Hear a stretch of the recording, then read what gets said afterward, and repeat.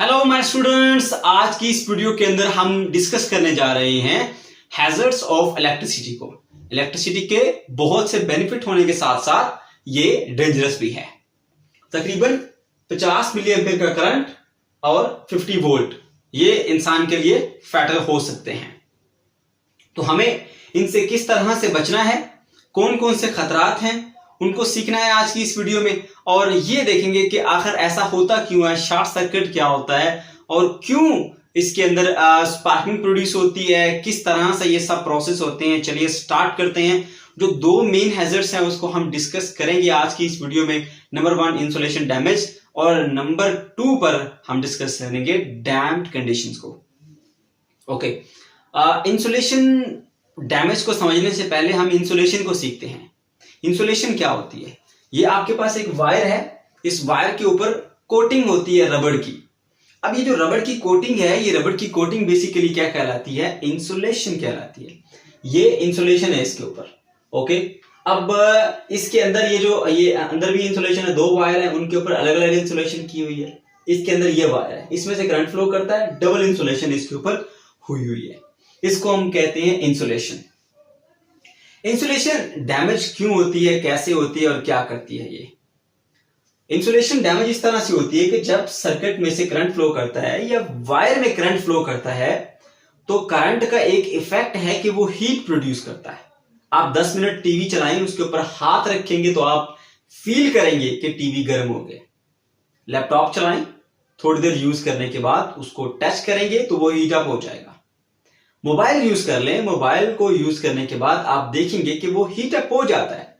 तो बेसिकली ये heat up क्यों होते हैं सिस्टम? उसकी रीजन ये है कि जब कंडक्टर से करंट फ्लो करता है तो उसकी प्रॉपर्टी है कि वो हीट प्रोड्यूस करता है। ओके, अब ये जो हीट है ये अगर एक खास अमाउंट के अंदर हो फिर तो ठीक है, लेकिन जब कभी सर्किट से ज्यादा करंट फ्लो कर जाता है तो ज्यादा हीट प्रोड्यूस हो जाती है। अब ये जो ज्यादा हीट प्रोड्यूस हुई है ये मेल्ट कर देती है इंसुलेशन को। ये इंसुलेशन मेल्ट होगी, देखिए पहले ऊपर वाली इंसुलेशन मेल्ट होकर नीचे पिघल के गिर गई, फिर जो इनसाइड थी इंसुलेशन वो भी मेल्ट हो गई। जब ये दोनों मेल्ट हो जाती हैं तो फिर ये हाई पोटेंशियल वाली वायर और ये लो पोटेंशियल वाली वायर ये दोनों आपस में टच कर जाती हैं। जब हाई पोटेंशियल और लो पोटेंशियल दोनों टच कर जाएंगी तो उससे क्या होगा? उससे फिर ये होगा कि एक लार्ज अमाउंट ऑफ करंट जो है वो हाई पोटेंशियल से लो पोटेंशियल की तरफ फ्लो करता है, क्योंकि रेजिस्टेंस बहुत कम होती है इसकी। तो उससे क्या होता है? स्पार्किंग प्रोड्यूस होती है, आग लग सकती है, कुछ भी प्रॉब्लम हो सकता है। इसको हम शॉर्ट सर्किट कहते हैं। फिर से सुने, ये एक हमारे पास एक न्यूट्रल वायर है जिसको हमने ब्लैक कलर से ड्रा किया है। ये रेड जो कि लाइव वायर कहलाती है, जो हाई पोटेंशियल पर होती है, और ये लो पोटेंशियल पर। जब हाई पोटेंशियल की वायर को लो पोटेंशियल से ऐसे कनेक्ट करेंगे तो इसकी वायर की रेजिस्टेंस बहुत कम होने की वजह से large amount of current high potential से लो पोटेंशियल की तरफ फ्लो करता है, उससे स्पार्किंग होती है। ओके, अब जब हम कोई सर्किट, जैसे लेट सपोज ये एक एलिमेंट है, इसको हमने सर्किट में कनेक्ट किया, इधर हाई पोटेंशियल इधर लो पोटेंशियल। अब इसकी कुछ ना कुछ रेजिस्टेंस होगी। जब इसमें से करंट फ्लो करके जाता है तो वो कंट्रोल्ड मैनर में जाता है। लेकिन जब ये रेजिस्टर या कोई एलिमेंट नहीं लगाया हुआ, डायरेक्ट हम हाई पोटेंशियल लो पोटेंशियल को कनेक्ट कर देते हैं, अब इसके दरमियान कुछ रेजिस्टेंस नहीं है और वायर की अपनी रेजिस्टेंस बहुत लो होती है, जिसकी वजह से एक लार्ज अमाउंट ऑफ करंट इसमें से फ्लो करती है और वो स्पार्किंग काज कर सकती है, डैमेज कर सकती है, आग लगा सकती है। इसको हम बोलते हैं शॉर्ट सर्किट। अब आपको ये बता दें कि कितनी जो एक लिमिट होती है जो कि फैटल हो सकती है इंसान के लिए, वो 50 मिली एम्पीयर का करंट और 50 वोल्ट का पोटेंशियल डिफरेंस होता है। ओके, इसके अलावा एक और जो डैमेज कर सकता है पॉइंट आपके माइंड में ले आऊं मैं कि वाटर जो है, अगर कोई कंटिन्यूसली कहीं पे ऐसी वायर वाटर से मूव करती हुई जा रही है या वाटर में पड़ी हुई है या ऐसी जगह पे जहां मॉइस्चर बहुत ज्यादा है, तो उससे भी इंसुलेशन डैमेज हो जाती है। इंसुलेशन डैमेज हो जाएगी, खराब हो जाएगी, तो फिर वो जो शॉर्ट सर्किट है उसकी वजह बन सकती है। ओके, तो थर्ड जो इसकी प्रॉब्लम है वो थोड़ी सी कॉम्प्लिकेटेड है, जरा समझनी है आपने। ये जो मैंने कैलकुलेशंस की हुई है ये आप बेशक ना करें, लेकिन आपका कंसेप्ट क्लियर करने के लिए इसको समझ जरूर लें आप, ताकि आपको पता चल जाए कि बेसिकली जब हम नंबर ऑफ रजिस्टर्स कनेक्ट कर देते हैं या ज्यादा अप्लायंसेस पैरेलली कनेक्ट कर देते हैं तो फिर शॉर्ट सर्किट क्यों होता है। तो इसको जस्ट आपने अंडरस्टैंड करना है, भले ही आप इसको याद ना करें, ना ही इसको आप नोट करें। तो ये हमारे पास 2 रजिस्टर हैं जिनको हमने पैरेलली कनेक्ट किया हुआ है। 10 ओम का एक रजिस्टर है, दोनों 10 ओम के हैं। तो हम तो चीजों को पैरेलली इसलिए कनेक्ट करते हैं कि सबको एक जैसा पोटेंशियल मिले, क्योंकि सबके इनपुट जो पोटेंशियल है मोस्टली डिवाइसेस का वो 220 होता है। तो घर में 220 वोल्ट आ रहे होते हैं। यहां पर मैंने 50 वोल्ट की एक बैटरी लगाई है, ये दोनों डिवाइसेस 50-50 वोल्ट पे काम करती हैं, तो दोनों को 50 वोल्ट मिलेंगे, इसलिए पैरेलली कनेक्ट कर दिया। अब जब आप दो डिवाइसेस को पैरेलली कनेक्ट करते हैं तो फिर इसमें से इतना ज्यादा करंट फ्लो करके नहीं जाता, क्योंकि इसकी इक्विवेलेंट रेजिस्टेंस जो है वो होती है हाई। जब आप ज्यादा डिवाइसेस को, जैसे आपने एक एक्सटेंशन ली, उसके अंदर कोई 5 से 6 पॉइंट्स हैं, आपने सारे पॉइंट्स में किसी में चार्जर लगाया, किसी में हीटर लगाया, किसी में फ्रिज लगाई हुई है, इस तरह से, तो फिर क्या होता है, शॉर्ट सर्किट हो जाता है। अब ऐसा क्यों होता है, शॉर्ट सर्किट क्यों होता है, उसकी वजह बताऊंगा आपको।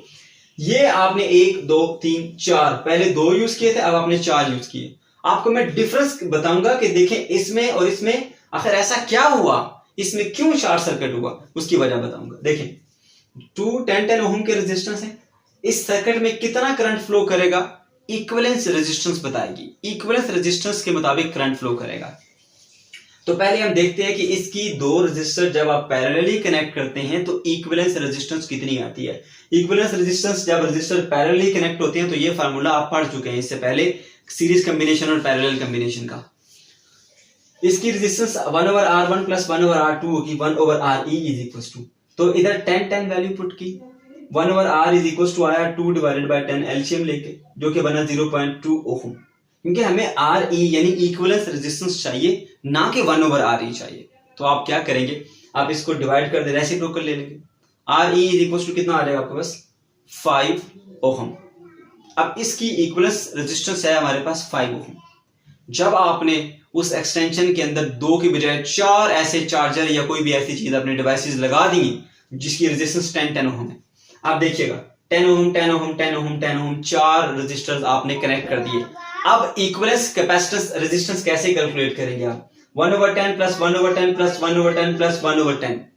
तो इन सबको कैलकुलेट करने के बाद आपको आंसर मिलेगा 4 डिवाइडेड बाय 10, जो के बराबर होगा 0.4 के।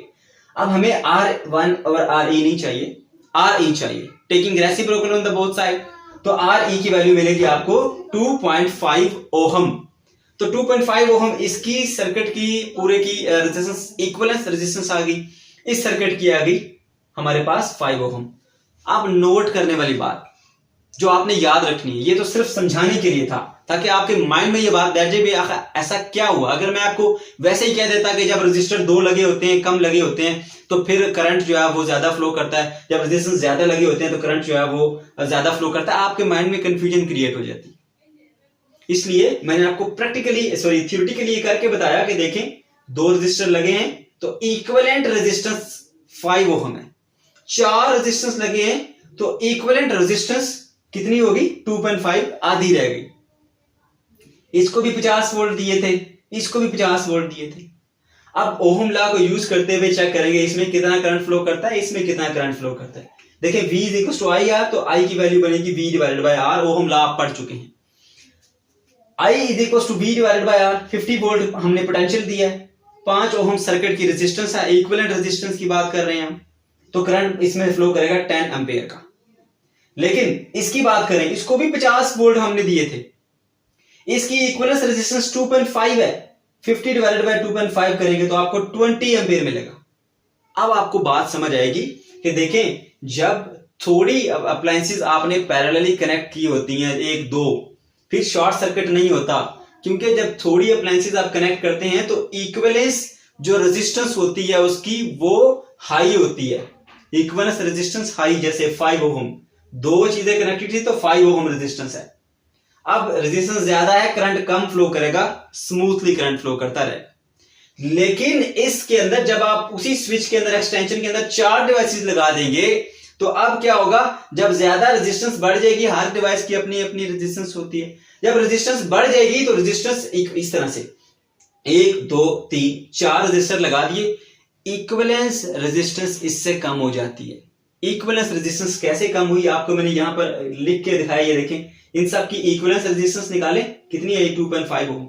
अब रेजिस्टेंस कम होगी तो सर्किट से करंट ज्यादा फ्लो करेगा, जब सर्किट से करंट ज्यादा फ्लो करेगा तो सर्किट के अंदर ज्यादा हीट प्रोड्यूस होगी। जब ज्यादा हीट प्रोड्यूस होगी तो उससे इंसुलेशन डैमेज होगी। जब इंसुलेशन डैमेज होगी तो हाई पोटेंशियल लो पोटेंशियल आपस में टच हो जाएंगे। जब high potential low potential touch हो जाएंगे तो शॉर्ट सर्किट हो जाएगा। शॉर्ट सर्किट होगा तो स्पार्किंग होगी, आग लग सकती है, डैमेज हो सकती है। तो इस तरह से आपने देखा कि जब थोड़ी चीजें कनेक्ट होती हैं पैरेलल के अंदर तो उनकी रेजिस्टेंस जो है, सर्किट की रेजिस्टेंस, ओवरऑल इक्विवेलेंट रेजिस्टेंस वो हाई होती है।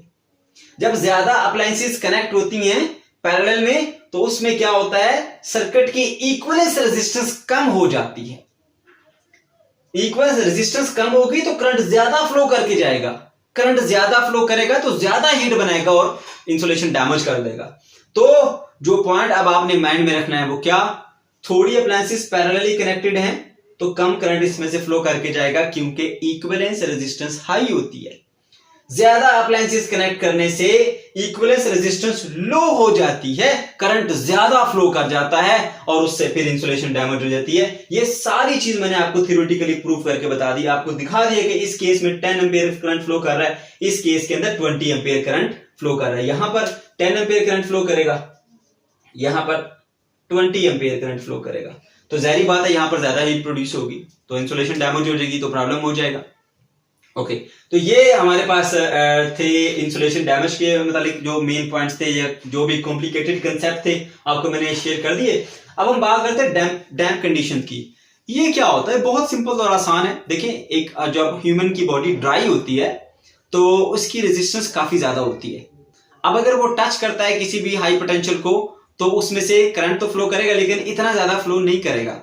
लेकिन जब बॉडी वेट होती है यानी आपका हाथ गीला है या आप नहा कर आए हैं, आप बटन ऑफ कर रहे हैं, तो उससे क्या होगा, आपकी बॉडी की रेजिस्टेंस बहुत कम हो चुकी है। अब जो आपकी बॉडी से करंट अगर आपको लगता है करंट फ्लो करके जाएगा तो बहुत ज्यादा करंट फ्लो करके जाएगा जो कि आपको नुकसान दे सकता है। फिर से सुने, जब बॉडी ड्राई होती है तो रेजिस्टेंस बॉडी की हाई होती है। हाई रेजिस्टेंस है तो करंट कम आपकी बॉडी से फ्लो करके जाएगा तो आप सेफ रहेंगे। लेकिन जब आपकी बॉडी वेट है, पसीने से हो या आप नहा के आए हैं, फिर आप टच करते हैं, अब आपकी रेजिस्टेंस बहुत लो है, अब ज्यादा करंट आपकी बॉडी से फ्लो करके ग्राउंड में जा सकता है, तो अब ज्यादा खतरा है। अब ज्यादा करंट आपकी बॉडी से फ्लो करेगा और आपके लिए फैटल हो सकता है। इसको हम डैम्पिंग कंडीशन कहते हैं। तो स्टूडेंट्स अगर आपको वीडियो पसंद आई है तो प्लीज इसको दोस्तों के साथ शेयर करें और लाइक और कमेंट करना मत भूलिए। Thanks for watching. अगर आपका कोई क्वेश्चन है तो जरूर पूछें कमेंट सेक्शन के अंदर, मैं पूरी कोशिश करूंगा आपके हर क्वेश्चन का आंसर करूं।